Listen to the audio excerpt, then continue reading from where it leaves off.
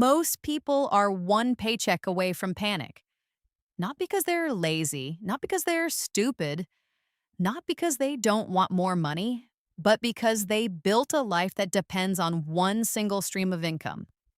And they never escape it. That's the trap. Most people don't just have one income. They have one point of failure, one salary, one employer, one direct deposit, one source of certainty, and one source of risk. If that disappears, the whole system shakes. That's not security. That's concentration risk dressed up as stability. And yet, millions of people live like this for decades. They say they want freedom. They say they want options. They say they want to make more money, but year after year, they keep protecting the one income that keeps them trapped. That's the first brutal truth. Most people don't fail to build a second income because they lack ambition. They fail because their entire life is built to protect the first one. Their schedule protects it, their identity protects it, their habits protect it, their energy protects it, even their fear protects it. Everything in their life is optimized for maintenance, not expansion. And that's why a second income almost never gets built. Because a second income is not just another paycheck, it's a threat to your current operating system. And most people unconsciously resist that. They think the problem is time. It's not. Time matters. But time is usually not the real bottleneck. The real bottleneck is this. Your current life is designed to consume all of your productive energy before you can build anything new. You wake up, commute, work, reply, handle problems, come home tired, scroll, recover, repeat. By the time you finally have free time, you don't have creative energy left. And that matters more than people realize. Because second income doesn't get built from spare minutes. It gets built from protected energy. That's a different game. And most people never learn that. They keep saying, I'll start when I have more time. No, you won't. Because when your life is built around one income, more time usually just gets absorbed by more recovery, more errands, or more distraction. That's why so many people stay stuck in the planning phase for years. They don't need another productivity hack. They need a new structure. Here's the second brutal truth. Most people are not trying to build a second income. They're trying to avoid losing their first identity. This is deeper than money. If you've spent your whole life being a good employee, a responsible adult, a reliable person, then building a second income feels strange. Because it forces you to become something unfamiliar. A seller, a creator, a builder, a beginner again. And most people hate that feeling. They say they want more income, but emotionally they want to stay competent. That's why they overthink. Research forever, watch content about business, read books about leverage, save ideas, open notes, make plans, but they never publish, never sell, never test, never ask, never ship, because action threatens identity, and identity is stronger than logic. That's why smart people often stay stuck longer. They can explain the whole system, but they still don't move. Because understanding a second income is not the same as building one. And here's where most people get the whole thing wrong. They think a second income means starting a full business, quitting their job, building a brand overnight, launching something huge, taking massive risk. That's not a second income, that's a fantasy. A real second income starts much smaller, much uglier, much simpler, and much more practical. It usually starts as a tiny proof of concept, one paid skill, one small offer, one simple distribution channel, that's it. That's why the first real rule is this, the 111 second income rule. One skill, one offer, one distribution channel, not 5, not 10, 1. Because most people don't fail because they're incapable. They fail because they make the second income too complicated. They try to build a newsletter, a course, a consulting offer, a digital product, a YouTube channel, a personal brand, and a side business all at the same time. That's not leverage. That's self sabotage. The goal is not to become an entrepreneur in public. The goal is to create one small machine that can produce money outside your main paycheck. That's it. So, what does that actually look like? Here are examples. One skill, video editing. One offer, short form editing for local businesses. One distribution channel, direct outreach. One skill, writing. One offer, email copy for coaches. One distribution channel, X or LinkedIn DMs. One skill, design. One offer, thumbnail packages. One distribution channel, Instagram outreach. One skill, organizing information. One offer, templates or Notion systems. One distribution channel, Gumroad or audience content. Simple, not easy, but simple. That matters because complexity kills momentum, and momentum is everything in the early stage. That leads to the next rule, the weekend income prototype.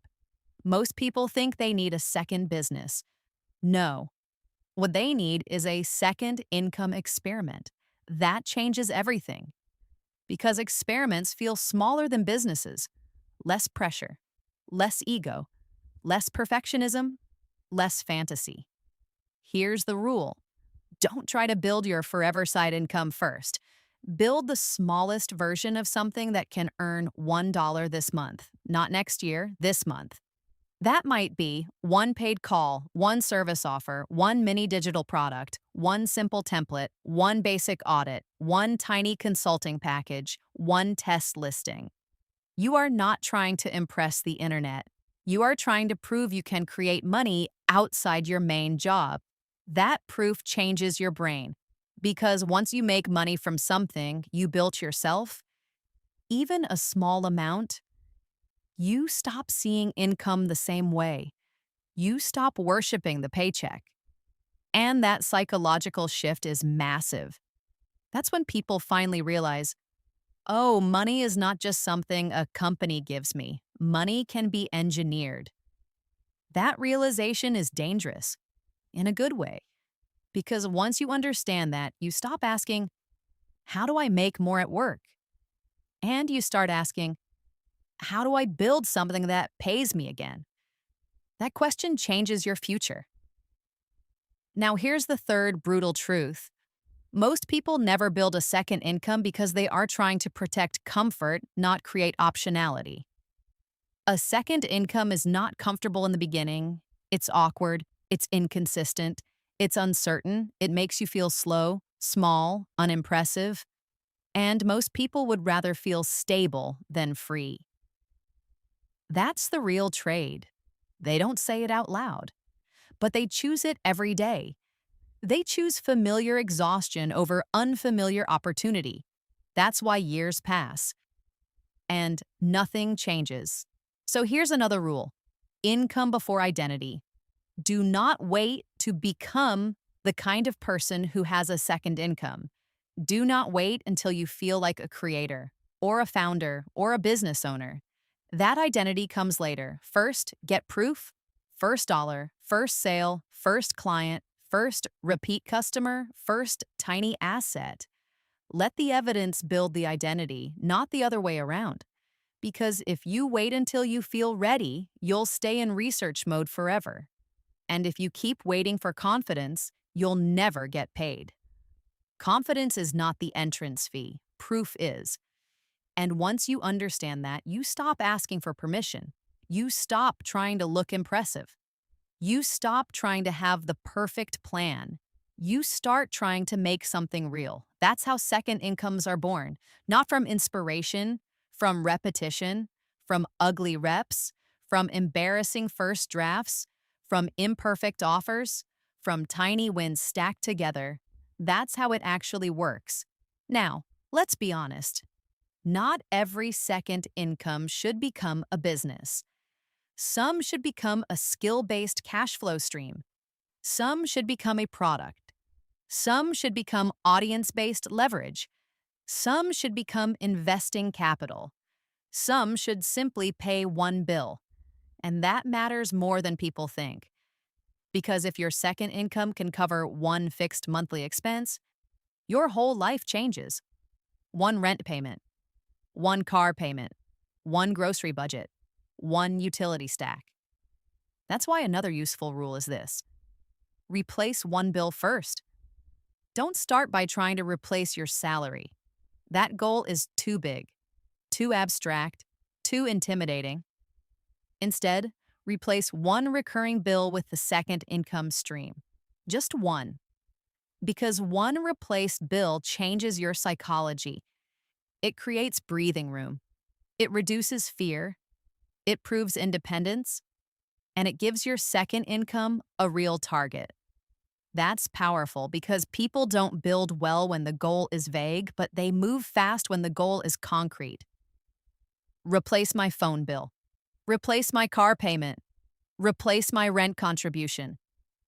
That's real. That's buildable. That's measurable. And once one bill is covered, you build the next layer. That's how escape actually happens.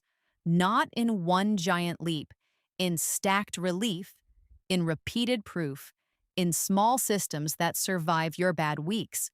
And here's the final truth most people avoid. If you only have one income, you do not have security. You have dependency.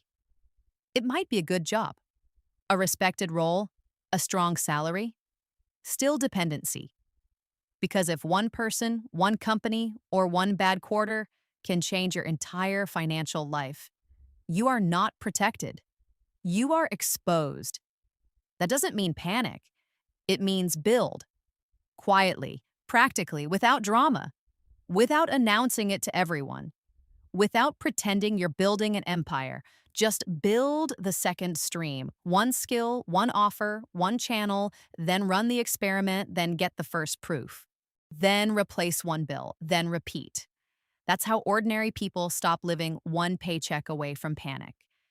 That's how they stop treating income like luck. That's how they stop worshiping the job. And that's how they start building real financial power. So if you only have one income right now, don't ask, how do I make more money? Ask, what is the smallest thing I can build that could pay me outside my main paycheck this month? That question is where the second life begins. If this changed the way you think about money, subscribe. Because the goal is not to become busy, it's to become harder to control. And that's how ordinary people stop being dependent and start becoming dangerous.